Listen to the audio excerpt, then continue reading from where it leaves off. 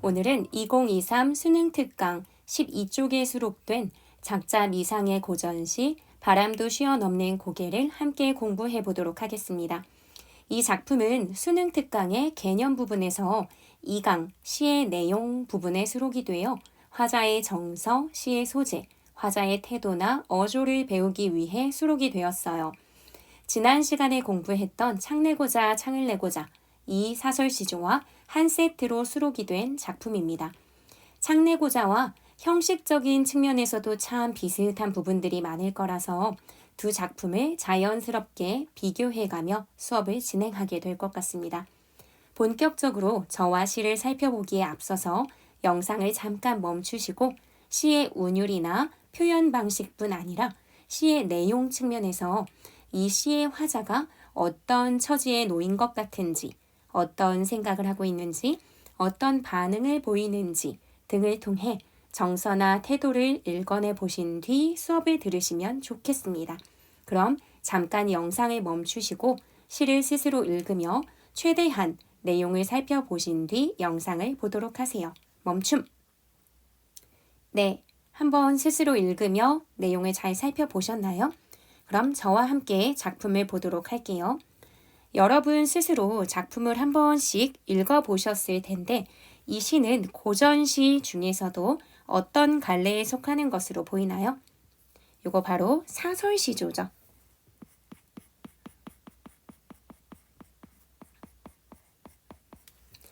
지난 시간에 배운 창내고자와 동일하게 이 시도 초장,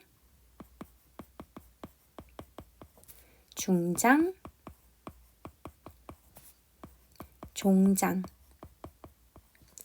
이렇게 세 개의 장으로 이루어져 있으면서 기존 평시조의 형식인 3장 6구 45자 내외라고 하는 그 형태에서 두 개의 구 이상이 길어진 모습을 보입니다.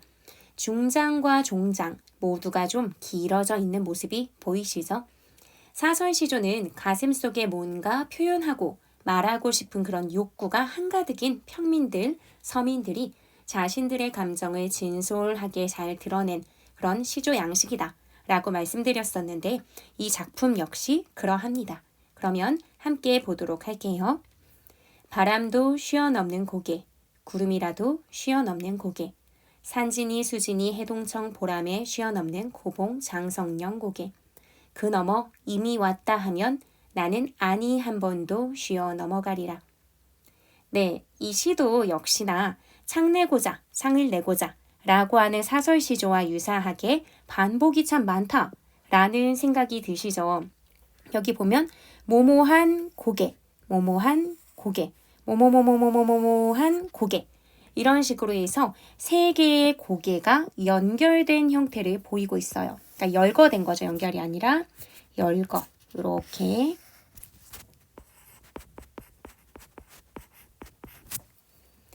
창내고자 창을 내고자의 경우도 초장에서 창내고자 창을 내고자 이내 가슴에 창을 내고자 라고 한 다음에 중장에서 어쩌고 하고 나서 이내 가슴에 창을 내고자 라고 하면서 창을 내고자 라는 말 같은 반복을 중장에서도 했는데 여기도 비슷하죠.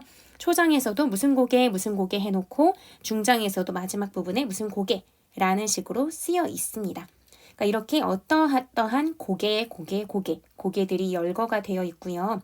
중장 같은 경우에는 하나의 고개를 설명하기 위해 쭉 열거하는 대상들, 설명하면서 열거하는 대상 속에서도 지금 열거라고 하는 표현 방식이 쓰입니다. 그러니까 무슨 고개들을 계속 열거하기도 했고요. 여기 설명하는 말들도 산진이, 수진이, 해동청, 보라매 라는 식으로 해서 열거를 하고 있죠. 이런 표현 방식이 여기 또 쓰였구나 라고 보시면 됩니다.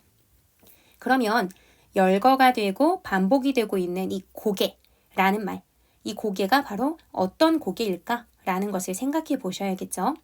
시 안에서는 아주 다양한 말들로 이 고개라고 하는 것이 어떤 것인지를 설명을 해줍니다. 일단 여기에 그러면 고개 이게 굉장히 많이 나왔으니까 고개를 한번 그려보도록 할게요. 이렇게 여기 이제 고개라고 봤을 때 이 고개는 중장에서 고봉, 즉 높은 고봉에, 그러니까 높은 고개에 장성령 고개라고 이미 알려줬으니까 여기에 장성령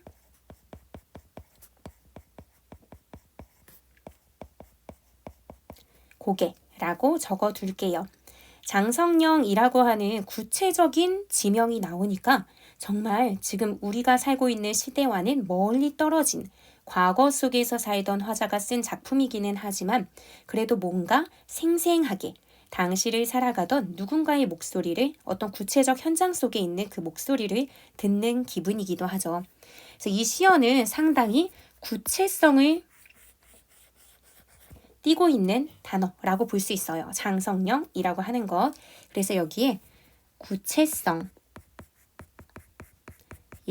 적어둘게요. 그 이유는 구체적인 지명을 언급하고 있기 때문이라고 생각하시면 되겠죠. 지난 시간에 배운 창내고자 창을 내고자 같은 경우에도 구체적인 장지문들의 어떤 이름이나 부속품을 나열하면서 구체성을 획득했다고 했었는데 그 부분도 이 시에서 보여지는 이 구체성과 유사하다라고 볼 수 있겠네요. 어쨌든 내용을 살펴볼게요. 이미 고봉이라고 하면서 높은 봉우리다, 높은 고개다라는 의미겠죠. 그러면서 장성령 고개는 굉장히 높다라고 하는 속성을 미리 알려줘요. 굉장히 높구나라고 하는 생각을 쉽게 해볼 수 있겠죠. 높은 속성. 그래서 이 정보를 직접 주기도 했죠. 고봉이라고 했으니까. 근데 이렇게 정보를 직접 주기도 했지만 이 갈래가 시잖아요. 시. 그러니까 조금 더 감각적인 표현을 더해서 표현하기도 한 부분들이 있습니다. 초장에서 보면요. 바람도 쉬어넘는 고개라고 이야기했죠. 바람이 이렇게 쭉 가다가 아이고 힘들다 하는 거죠. 이 고개가 어찌나 높은지 바람도 가다가 아이고 힘들어 하고 멈춘다는 거예요. 여기 바람. 고개를 넘다가 헉헉거리고 아이고 난 더 이상 못 간다. 좀 쉬었다 갈란다 하고 쉬었다 갈 정도로 이 장성령 고개가 엄청 높구나 라고 보는 거예요. 하지만요. 바람이라고 하는 대상, 이런 녀석이 이런 생각, 아이고 힘들어. 쉬었다 갈래. 하고 생각하면서 움직이는 녀석인가요? 아니죠. 그런데 마치 이 바람이라는 게 그런 생각, 판단, 그래서 아유 힘겹다 라고 힘겨움을 느낄 때는 쉬는 게 최고 하는 나름의 상황 판단까지 하는 그런 녀석으로 그려집니다. 즉 마치 이 바람이 뭐인 것처럼 표현한 거죠? 사람인 것처럼 표현한 거죠. 그래서 여기 바람이라고 하는 대상이 있을 때 그 바람을 의인화, 사람인 것처럼 표현했으니까 의인화해서 표현했구나 라고 생각하시면 됩니다. 그런데 이 바람은요. 사실 엄청 높은 산 꼭대기로 가면 갈수록 사실 엄청 더 세차게 불잖아요.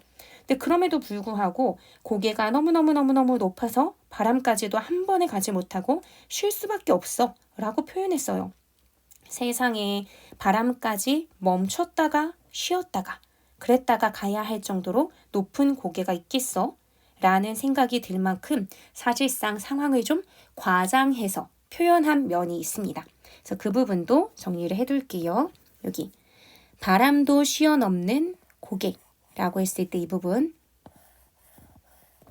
바람도 쉬어넘는 그런 고개가 있을 리가 사실은 없잖아요. 그러니까 이 부분에서 과장의 표현이 사용됐구나. 좀 부풀려서 표현하는 면이 있구나 라고 보는 거죠. 그렇다면 이런 표현을 왜 했을까? 라고 생각한다면 그만큼 고개가 엄청 높아 라는 것을 강조하기 위함이겠죠. 그래서 여기 과장의 표현을 씀으로써 고개가 굉장히 높다는 사실을, 고개의 높음을 강조하고 있구나 라고 생각을 해주시면 될 것 같습니다. 실제로는 과연 바람이 멈춰서 쉬어서 갈 정도의 그런 높은 고개가 있을까 싶지만 어쨌거나 이 시 안에서는 이 바람도 쉬어넘는 고개라는 이 사설시조의 세계 안에서는 사실인 거잖아요. 이 장성령 고개가 너무 높아서 바람이 입장에서는 쉬었다 가야지. 이 녀석 참 날 곤란하게 만드는군. 내가 한 번에 넘어갈 수가 없게 만드는군. 이라고 생각하겠죠. 그러니까 바람의 입장에서는요, 이 장성령 고개가 또 어떤 존재라고 볼 수 있냐면 장애물이라고도 볼 수 있어요. 한 번에 넘어가야 되는데 그렇게 하지 못하게끔 만드는 대상이니까 장애물이다 라고 볼 수 있는 거죠. 지금 이렇게 살펴본 내용과 아주 유사한 부분이 초장에서 한 번 더 반복이 됩니다. 여기 구름이라도 쉬어넘는 고개라고 하면서 말이죠. 이 고개 역시 요 장성령 고개를 말하는 거겠죠. 구름이 고개를 넘어가요. 바람과 마찬가지로 얘도 막 넘어가려고 하는데 너무 힘들어. 막 올라가다가 너무 힘들어서 얘도 더 이상 못 가고 아이고 힘들다 라고 한다는 거죠. 이게 구름, 얘가 구름이에요. 바람과 마찬가지로 그러니까 이 구름 역시 고개를 넘어가려고 오르고 또 오르다 지쳐서 쉬었다가 넘어간다고 표현했습니다. 구름 역시 아이고 힘들다, 지친다, 쉬었다 가자 라고 하는 사고 체계를 지닐 수 있는 존재인 것처럼 표현했지만 사실은 그런 존재가 아니잖아요. 그렇게 본다면 구름도 역시나 마찬가지로 의인화된 대상이라고 볼 수 있습니다. 이렇게요. 좀 선들이 오가며 교차가 되고 있어서 헷갈리실 수도 있는데 구름이라고 하는 대상을 이렇게 봤구나 라고 생각해 주시면 될 것 같습니다. 그러니까 의인화된 대상이에요. 사실은요, 구름이라는 게 산 봉우리가 굉장히 높으면 막 쉬었다 가거나 거기 틱 걸리나요? 그렇지 않고요. 사실상 실제 구름은요, 이렇게 쏴 하면서 통과해갖고 흘러가잖아요.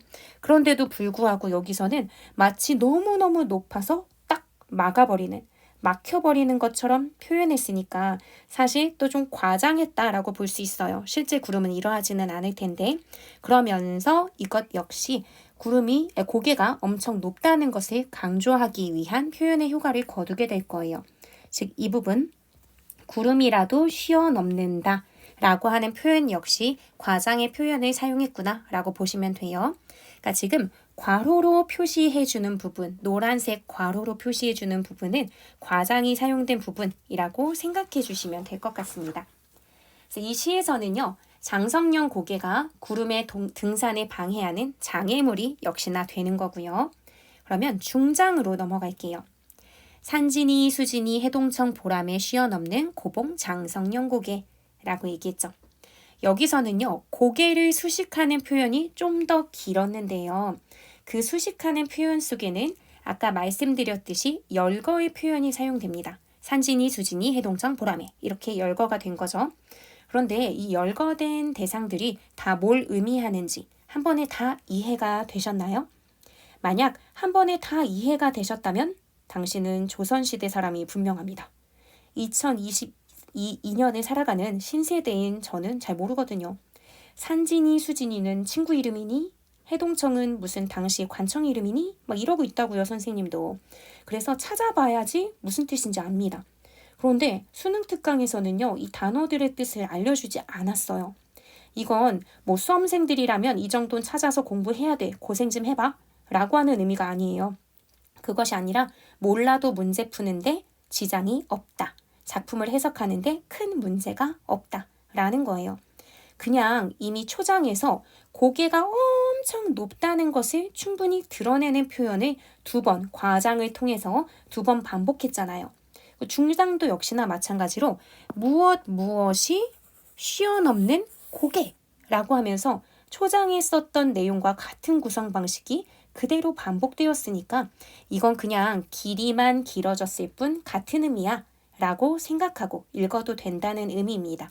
그러니까 그냥 엄청 높다는 건가 봐 하고 생각만 해도 된다는 거죠. 하지만 그래도 지금은 선생님이랑 수업을 하는 거니까 모르고 넘어가면 좀 찝찝하죠? 그러니까 알려만 줄게요. 적지 마세요. 산진이는 산에서 자란 매, 수진이는 집에서 길들여준 매, 해동청은 송골매, 보라매는 사냥에 쓰는 매예요. 그럼 얘네들의 공통점은 뭐죠? 싹 다 뭐죠? 매라고 하는 점이에요. 즉 여기선 그냥 다양한 종류의 매를 열거하고 있구나 라고만 생각하셔도 돼요.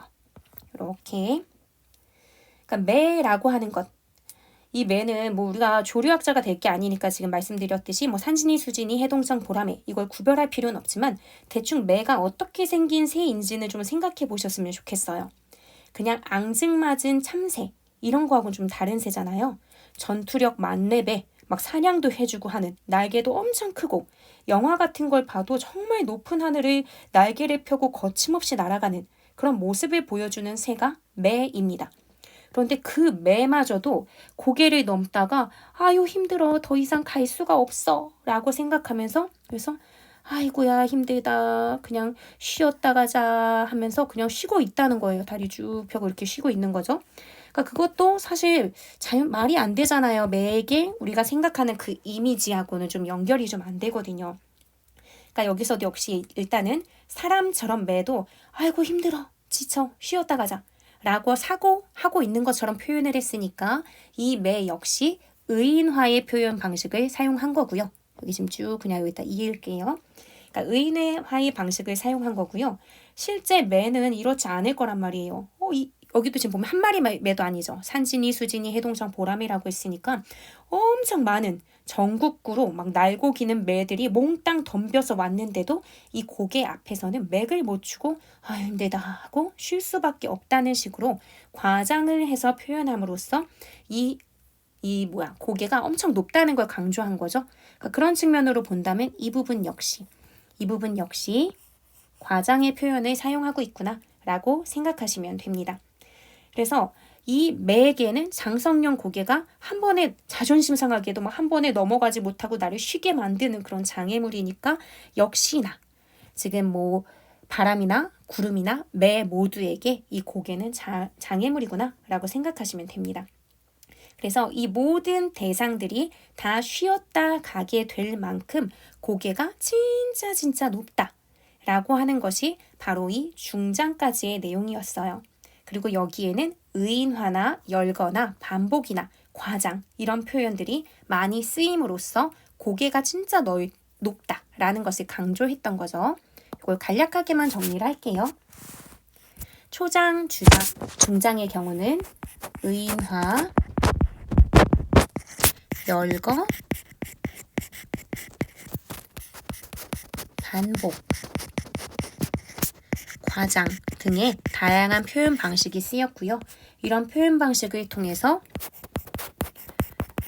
고개가 굉장히 높다라는 사실을 잘 강조를 해주고 있죠. 그래서 요거 이렇게 기억을 해주시면 될 것 같고요. 그리고 여기에서 묘사된 대상들인 매나 구름이나 바람 얘네들은 다 사실은 사람이 아닌데 사람인 것처럼 표현했으니까 의인화된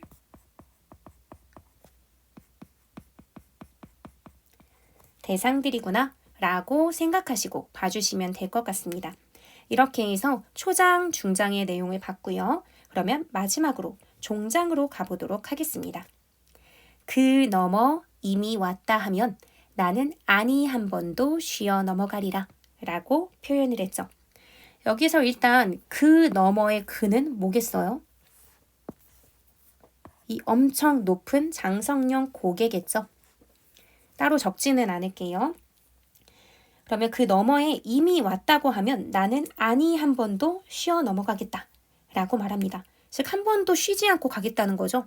앞에서 말했던 바람이나 구름이나 매들은 다 쉬어서 넘어갈 수 없을 만큼 이 높은 고개예요. 그만큼 엄청 높다라는 걸 이미 초장, 중장에서 보여줬단 말이에요. 그런데 이곳에 나는 인간인 내가 보통 구름이나 바람같이 막 고개 잘 넘어가는 존재가 아니잖아요. 그 매처럼 막 진짜 훨훨 날아가서 넘어갈 수 있는 존재도 아닌데 인간인 내가 넘어가겠다고 얘기합니다. 어머, 갑자기 막 초강력 사랑꾼이 등장해버렸네요.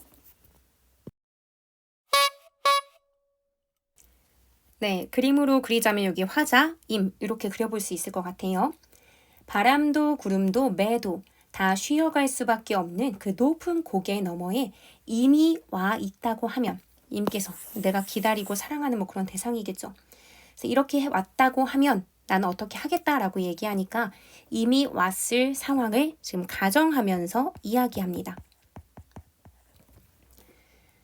그러면 나는 단 한 번도 안 쉬고 넘어가겠다고 말하는 거죠. 바람도 구름도 매도 쉴 수밖에 없었던 그 고개를 나는 쉬지 않는다는 거예요. 일단 뭐 당연히 여기서의 나는 화자가 되겠죠. 화자.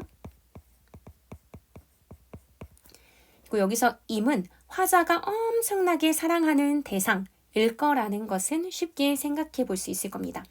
그리고 그 대상은 어떤 일에서인지는 모르겠으나 화자가 못 본 지 좀 오래되지 않았을까 싶어요. 매일매일 만나거나 그래도 좀 비교적 규칙적으로 만나는 대상이라면 그냥 왔다 라는 이야기에 그 높은 고개를 한 번도 쉬지 않고 넘어가진 못할 것 같아요. 적당히 뭐 마중을 나가거나 해줄 수는 있지만 아예 내가 뭐 넘어갈 필요는 없죠. 그런데 임께서 고개 너머에 있다는 소식이라도 들리면 나는 바람도 구름도 매도 다 쉬었다가 넘어가야 할 만큼 높은 고개도 한달음에 갈 수 있다 라고 말하는 것으로 보아 정말 오랫동안 사무친 그리움에 기다렸던 대상이 아닐까 싶습니다. 그렇기 때문에 여기서의 임은 그리움의 대상이라고 볼 수 있는 거죠. 임은 그리움의 대상. 글자가 좀 아래로 내려갔어요. 그리움의 대상 이렇게 적어두면 될 것 같습니다. 너무나 간절히 다시 만나길 기다렸기 때문에 어떻게 쉬어서 갈 수 있겠어요. 1분 1초라도 아끼고 싶은 마음이 한가득일 것입니다. 여기서 앞선 대상들과 화자의 차이점이 드러나 버립니다. 화자의 경우는요. 쉬지 않고 가요. 사실은 뭐 실제 이런 일이 있으면 안 쉴 수 없겠죠. 얼마나 힘들겠어요. 근데 어쨌든 시 안에서는 맞는 말인 거예요. 그런데 앞에서 말했던 바람이나 구름이나 매 같은 경우에는 이 고개 앞에서 쉴 수밖에 없어요. 화자는 쉬지 않지만 바람, 구름, 매는 쉬었다 넘어갑니다.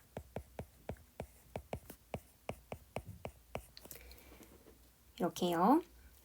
사실상 뭐 바람과 구름과 매가 쉬어 넘어간다는 것이 말이 안 되는 것과는 다르게 화자가 쉬지도 않고 높은 고개를 한 번에 넘어간다는 것은 또 말이 안 됩니다. 그렇지만 그 말도 안 되는 일을 넘어가리라 라고 얘기하면서 굉장히 의지적인 말투거든요. 뭐뭐 하겠다 라고 하는 강렬한 마음이 담겨져 있는 것. 근데 이렇게 의지적인 말로 표현할 수 있게끔 만드는 게 바로 뭘까요? 바로 화자의 사랑이죠. 사랑. 그래서 여기 이런 일이 가능하게 될 수밖에 없는 이유는 여기 화자와 바람, 구름, 매가 달라지게끔 만드는 건 왜냐하면 화자의 사랑 때문. 더 러브. 네, 간절한 사랑과 그리움 때문이죠. 여기 간절한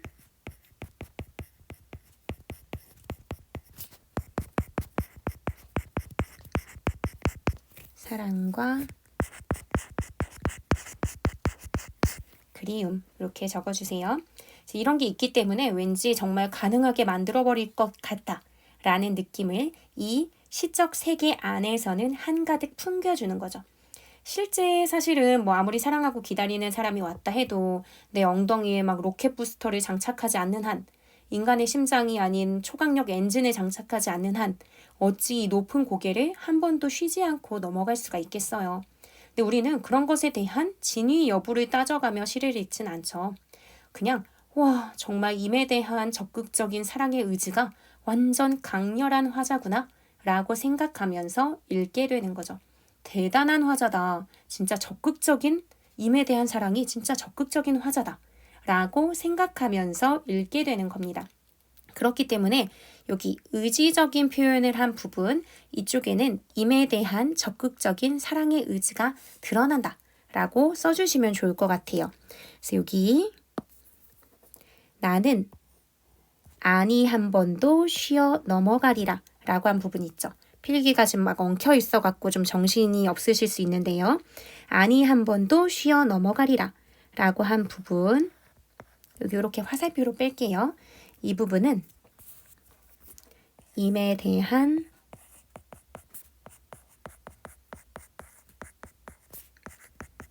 적극적 사랑의 의지 이렇게 적어주시면 될 것 같습니다. 이렇게 되었을 때 이 화자와 임을 가로막는 고봉장성령 고개는 임과 화자가 다시 만나는 걸 방해하는 장애물이기도 하면서 임과 만나고 싶은 간절함을 더 강조해주는 역할을 하기도 합니다. 임과 나 사이에 높이 설정되어 있는 고개이기 때문에 장애물이라고 생각하는 건 일단은 잘 이해하실 수 있을 거예요. 즉 아까도 장애물이라고 적었지만 조금 더 확장을 해보자면 사랑의 장애물 이렇게 볼 수 있는 거죠.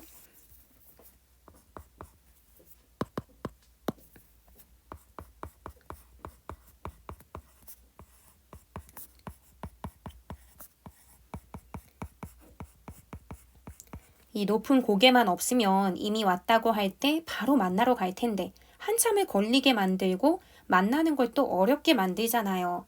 그래서 임과의 만남을 지연시키는 장애물이 되는 겁니다.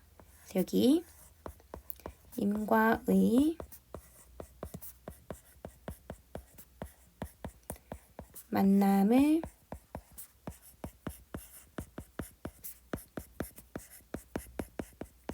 지연시킨다 라고 적어두면 될 것 같아요. 하지만 장애물이기도 하면서 화자의 강렬한 사랑의 마음, 임과 만나고픈 간절함을 잘 드러내는 소재가 되기도 합니다. 이렇게나 높은데도 난 쉬지 않고 넘어갈 만큼 임에 대한 그리움, 만나고픈 마음이 강렬하다고 라는 걸 보여주잖아요. 그렇기 때문에 고개가 지니는 시적 의미를 하나 더 정리를 해볼게요. 하나는 지금 사랑의 장애물이다 라고 얘기했는데 또 하나는 임과의 재회에 대한 화자의 간절한 염원을 부각하는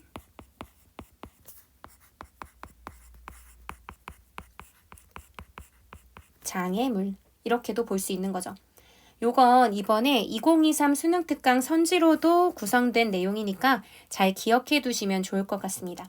그런데 이 고개의 의미를 이해하실 때 하나 주의하실 게 있어요. 만약 이 고개를요, 임에 대한 화자의 심리적 단절감을 강화시키는 대상이다 라고 한다면 맞는 내용일까요? 아닐까요? 임에 대한 화자의 심리적 단절감을 강화시키는 대상이다 라고 하면요. 요건 잘못된 내용입니다. 이거 역시 이번 2023 수능특강 선지에 나왔던 내용이에요.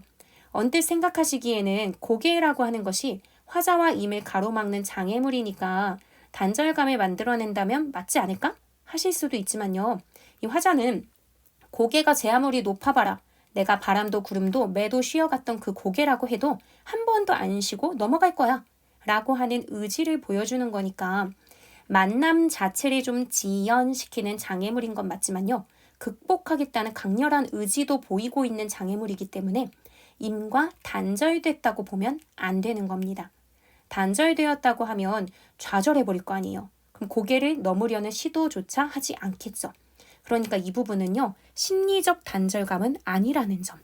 장애물이 있다고 해서 화자가 임과의 심리적 단절감을 느끼고 있음을 상징한다. 이렇게 얘기해버리면 안 되는 거예요. 심리적 단절감은 아님. 이렇게 꼭 기억해 두세요. 그렇다면 임의 부재로 슬퍼하는 화자, 절망적인 심리 상태를 보여줌. 이렇게 말하는 것도 안 되는 거겠죠? 지금 현재 화자는요. 임이 없어요. 앞에 없는 거는 맞죠? 그러니까 임이 내 앞에 없다는 어떤 마이너스의 상태, 결핍의 상태에 있는 것은 맞기는 맞아요. 결핍.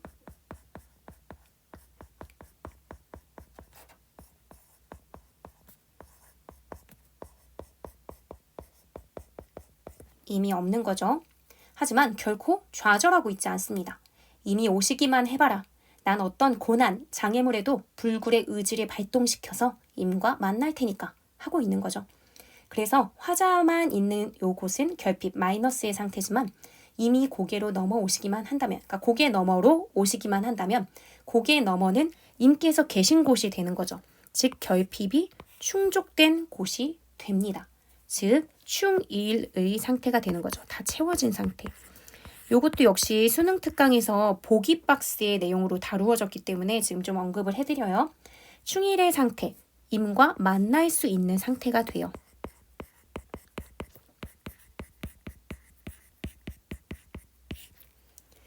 그래서 플러스 상태인 곳으로 볼 수 있는 거죠.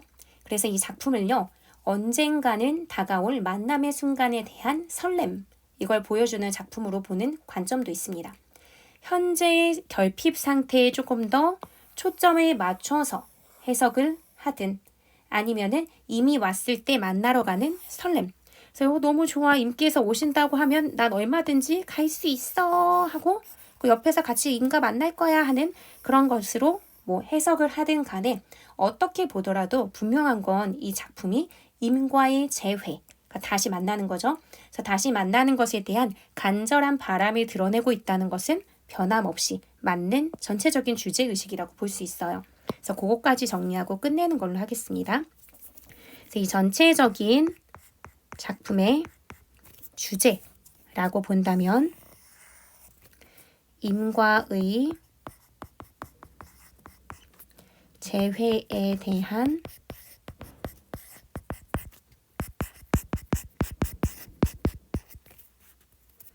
간절한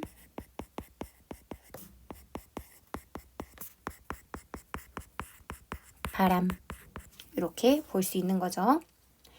네, 이렇게 해서 바람도 쉬어넘는 고개에 대한 수업을 마무리 짓도록 하겠습니다.